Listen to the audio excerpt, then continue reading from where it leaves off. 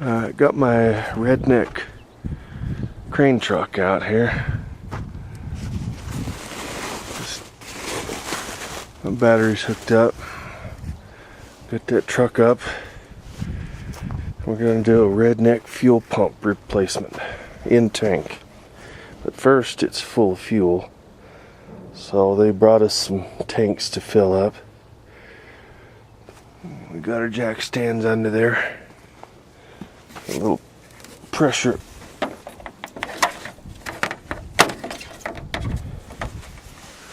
And there's our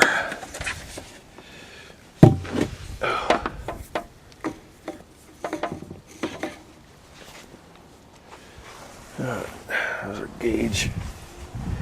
And there's a jumper wire. And there's I took fuel pump relay out. It goes right here. We're going to jump 30 and 87. This is 87A in the middle. This is 87. So 30 has power to it, and 87 is to the fuel pump. So we're going to see if this thing will actually got a little spark. And there she goes. She's kind of, sorta.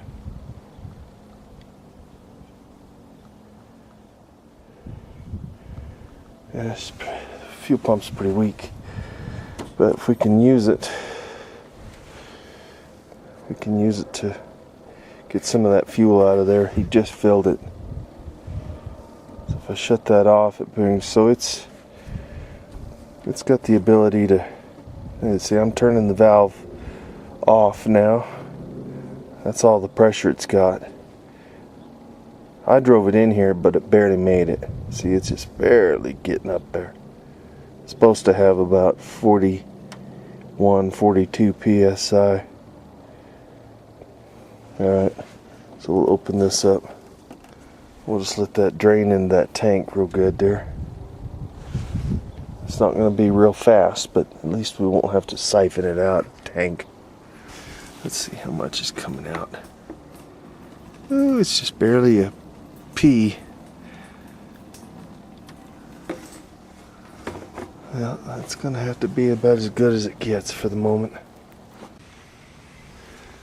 See now where we are at about 42. And I shut that valve off and I'll open that back up again.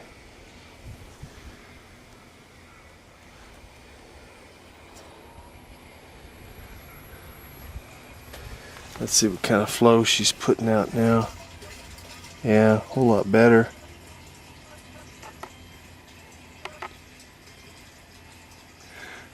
Yeah, but that pump it's pretty much shot.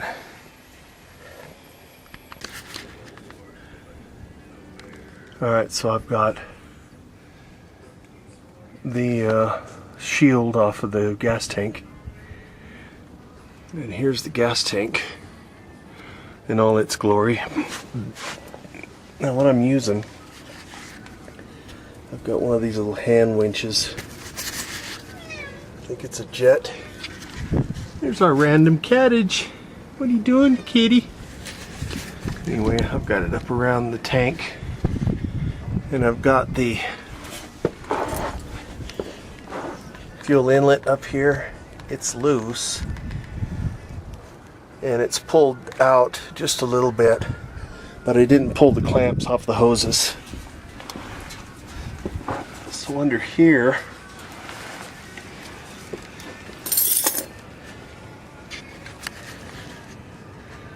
there's your fuel pump and everything. And also these lines right here, there's a bracket right here. And right back up in here with a 10 millimeter. It takes the small 10 millimeter bolts. I pulled that off so I'd have a little bit of room so this would move. And then there's the electrical connector right up there. But this is going to have to be cleaned a little bit. And I'll show you how I do that in a second as well. Alright, so I'm going to put some foam cleaner. This is just a, we call it tough stuff. the reason I'm using it, I should just get the garden hose and just hose it down, but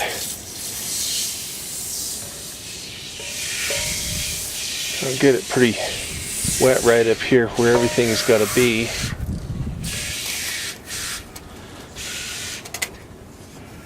And holding the camera and doing this. Here's a look at all that. And that'll soften that mud up under there. And like I said, I just didn't have time to clean this with a garden hose because this thing was not running and I had to get it right where it needed to be. So there's that for the moment. Alright, so there's your fuel line. And what you have to do,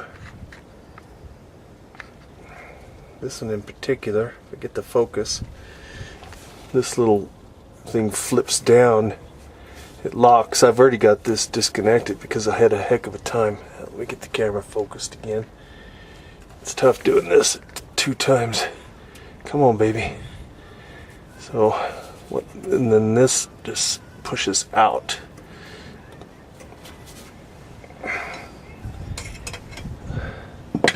Move my focus. It's a little too sensitive right there. There we go. I'll use these hook type pliers. Go in there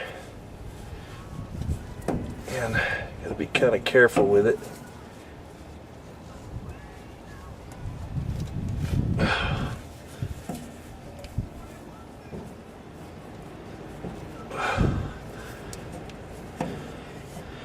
It's moving, but it's very slow.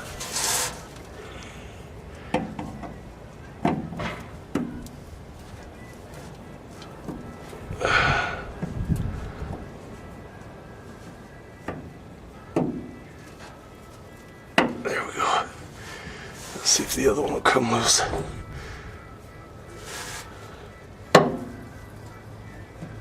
Yep.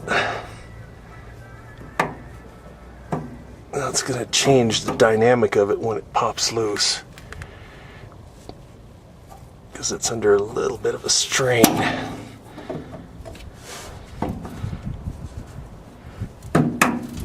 Come on now.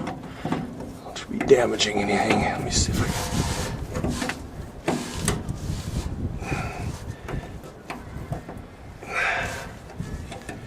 Yeah, I'm trying to hold the camera, focus it, and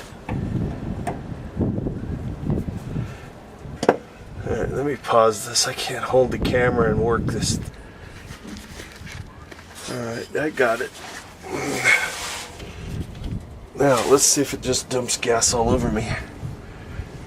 Pulled a bunch out of it.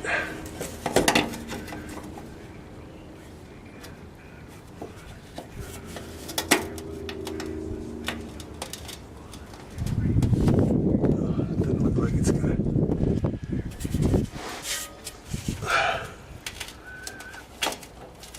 Alright. There she goes.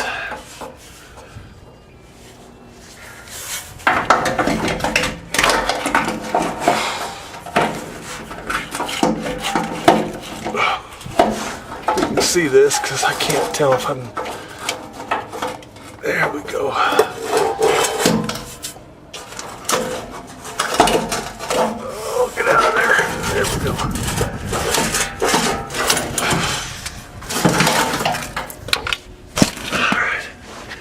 Well, that thing's nasty. 300,000. Phew. Alright. Well, most everything's pretty academic. I think you can probably figure it out from there. I might show you a couple of excerpts. It's hard to hold a camera, lay under here and do that at the same time with one hand. But you get the picture. And then this is pretty nice. This little winch here, just lowering it down just enough. You can use a ratchet strap. So that's a jet. You can use a ratchet strap, but the ratchet strap doesn't have that fine adjustment, see, where you can take this thing and you can pull on it, and you can real carefully move it back where it needs to go. Now it's still probably, well, I imagine it's probably got 4 or 5 gallons of fuel kind of right in this area. It's still got a little weight to it. I was hoping to be able to do this way. I think it's going to work out okay. Usually I have to take the drive shaft, but this is what's called a captured fuel pump. And the way I can describe this to you is this way. If you can see, the cut line of the bed. I can show you over here. This is the cut line between, this is the bed, this is the cab, so it comes around, follow it all the way across, and you can see, I'll point with my blowgun. Okay, this is a reference here. This portion right here is right there. The fuel pump, however, is here. So you can't pull the bed off in order to get the fuel pump out. So you have to drop the tank unless you got the cab off of it. Otherwise, I would have shown you a different procedure for pulling the bed up. And yeah, and I kinked that line right there, but it's plastic. And I've actually got a new one to put on it. And it'll get a new fuel filter as well. Right there.